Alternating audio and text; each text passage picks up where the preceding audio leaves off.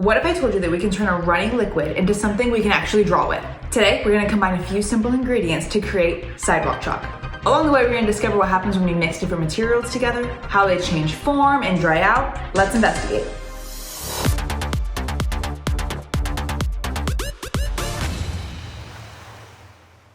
Today, I'm using a few simple ingredients. We have plaster of Paris, water, food coloring, a mixing bowl and a spoon.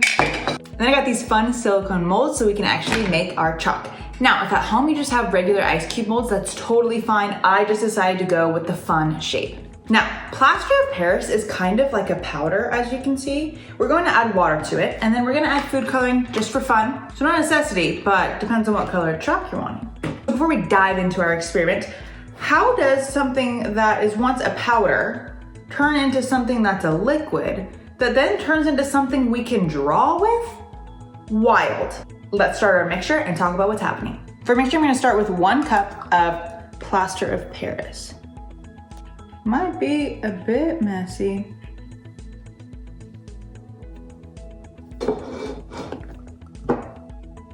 Next, I'm going to take half a cup of water.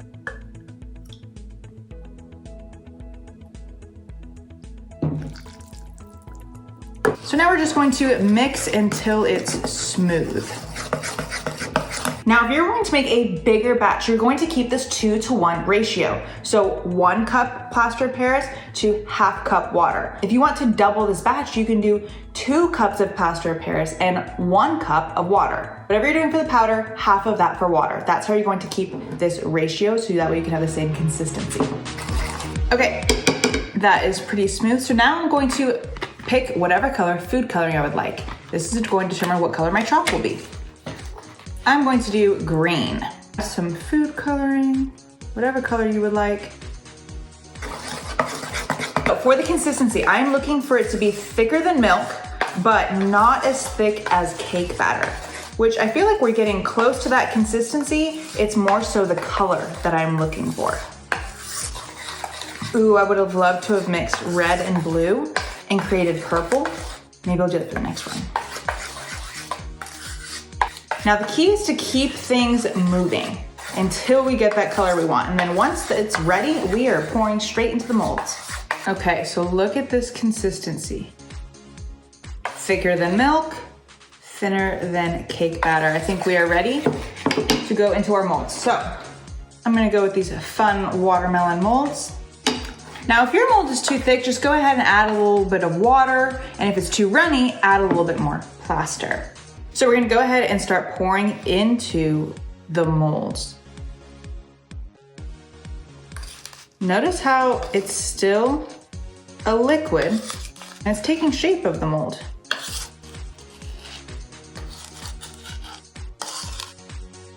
So right now our mixture looks very different from when we started. It went from a powder to a thick, colorful mixture. This is an example of physical change. A physical change is when the appearance of the ingredients change, but it doesn't completely change into a new substance. So now comes the waiting part because our chalk needs time to dry. So what do you think will happen while this mold sits? Will the water stay inside?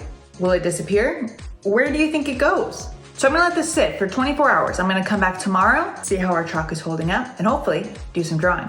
Okay, see you tomorrow. Okay, it's the next day and our chalk is done drying. Let's go ahead and see what happens. So if we take it out of our mold. Cute!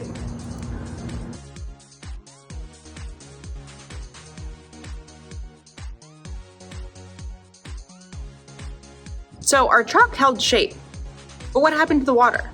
Now, the water didn't disappear. It moved from a liquid to a gas that moved into the air. This is called evaporation. We tend to observe evaporation whenever we look at a puddle that dries up or how wet clothes dry outside. So as the water evaporated, the chalk became harder. But now is the most important part. We gotta test out our chalk.